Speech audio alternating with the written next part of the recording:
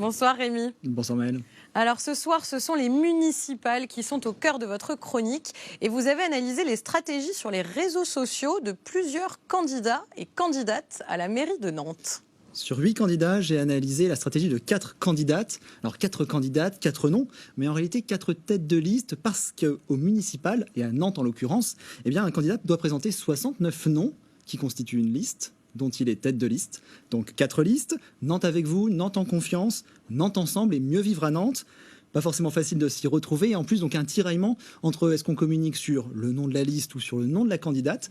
Et autant vous dire que sur les réseaux sociaux, eh bien, on voit rapidement les difficultés poindre. Alors vous avez commencé par Twitter. Oui, tout à fait. Alors, côté écologiste, par exemple, il y a le compte Julie Laernos, Nantes-Nantes 2020 et Nantes Ensemble. 2 comptes pour un même objectif. Résultat de la dispersion pour l'instant, 2800 abonnés pour le premier et seulement 670 pour le second. Côté LREM, même son de cloche, là où Valérie Opelt rassemble 5700 personnes. Eh bien, le compte nommé Valérie Opelt-Nantes avec vous en rassemble 7 fois moins. Johanna Roland. Quant à elle, c'est 54 000 abonnés sur son compte Twitter et seulement 1500 sur celui intitulé Johanna Roland 2020. Notez ici que le nom de la liste Nantes en confiance a carrément été évincé au profit du seul nom de Johanna Roland, ce qui crée encore plus de confusion. Et je termine avec la candidate Laurence Garnier, même stratégie. Candidate des Républicains. Tout à fait, 14 000 abonnés et elle aurait pu développer sa campagne sur ce compte. Pourtant, c'est le compte Laurence Garnier 2020 qui est le compte officiel. Bilan jusqu'ici, 542 abonnés.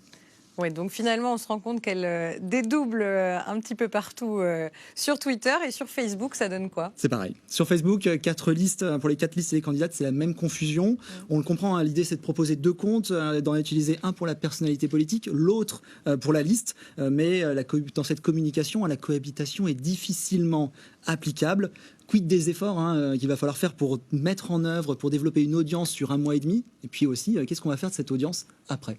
Alors évidemment, on va terminer avec un autre réseau incontournable, Instagram. Oui, les candidates ont bien compris que pour toucher les plus jeunes électrices et électeurs, eh bien Instagram est un must-have. Les nouvelles générations sont très friandes d'Instagram, où les photos sont reines, mais de ce côté, eh bien, les listes et candidates n'ont pas encore trouvé leur audience. Alors on voit des stratégies avec des visuels sur mesure qui se dessinent pour présenter de manière pédagogique les programmes phares inscrits dans les mesures phares inscrites dans les programmes. Mais encore là, je dirais que les candidates pour l'instant se révèlent peu à l'aise avec ce média. Les audiences sont très faibles, peu d'abonnés. Et pourtant, il y a un enjeu certain quand les jeunes générations délaissent Facebook et que Twitter reste un média de niche, eh bien, il va falloir aller chercher, apprendre là où sont les jeunes pour aller les chercher, les capter et faire en sorte qu'ils s'intéressent à cette campagne. Et donc, il leur reste 1 mois et demi. 1 mois et demi. Pour essayer d'attirer tout cet électorat de jeunes.